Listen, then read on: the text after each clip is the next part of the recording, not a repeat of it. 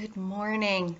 This is an episode of Teacher Triage, things that you can do now to stop the hemorrhaging, to stop the bleeding. I know we want to get out. I know we want to develop our side hustle. I know we want some financial freedom, but this is something that you can do right now during your Christmas break. So while you are sipping your coffee, eating your peppermint, or taking a break from all the family fun that I hope you're having, I hope you are safe from COVID right now. But this is something I want you to do before you go back into the classroom.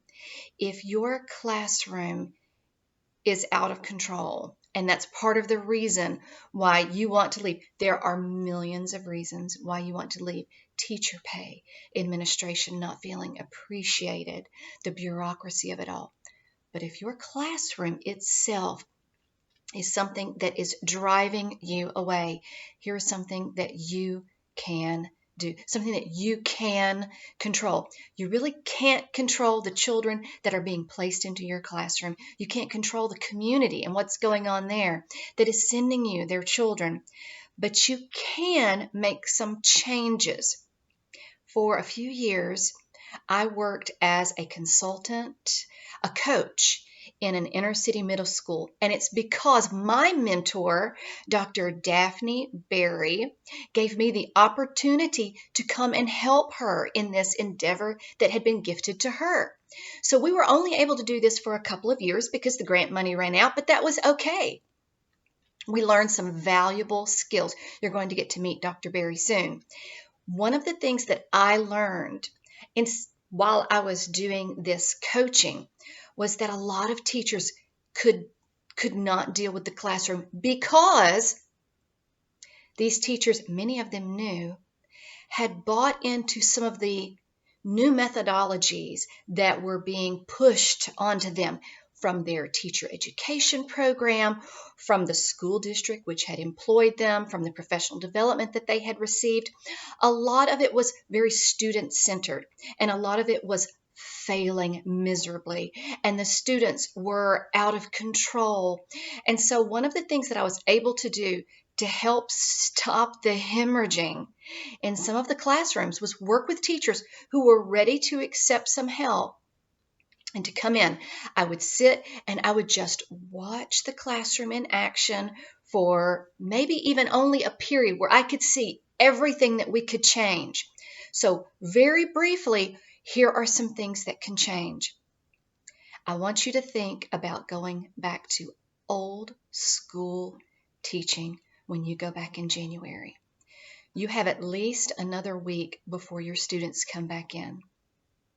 I want you, if you can get into your school building and get into your classroom, I want you to change it, change everything, change the look of it, move the desks. I want you to put the desks back in rows if you had them in groups.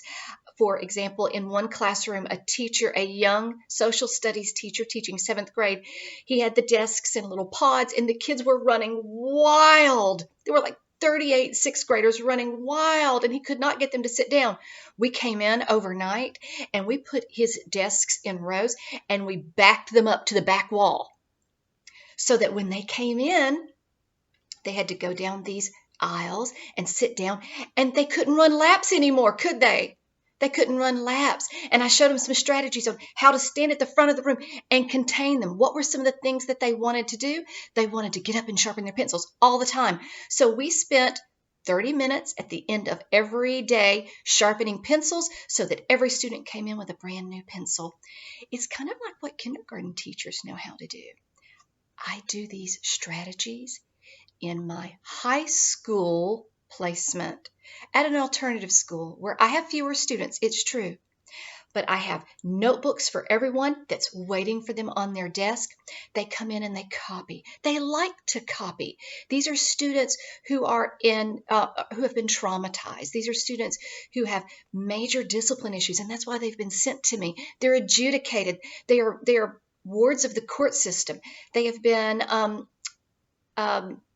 released from their treatment facilities. Everything is very orderly in my classroom, from the sounds that they hear, from the lighting, from the methods that I use. If your classroom itself is part of what's driving you away, Let's make some changes during Christmas, okay? Direct message me and I will work with you. I've got lots of ideas, but I need to know your situation. Everything is unique. And I'll tell you this one more thing. Your principal will most likely not care if you change everything if suddenly classroom management is under control. And wouldn't that be wonderful for you too? I know it would be. Merry Christmas. I want to hear from you. Click like and click subscribe so that we can build the hustle together. Let's do it.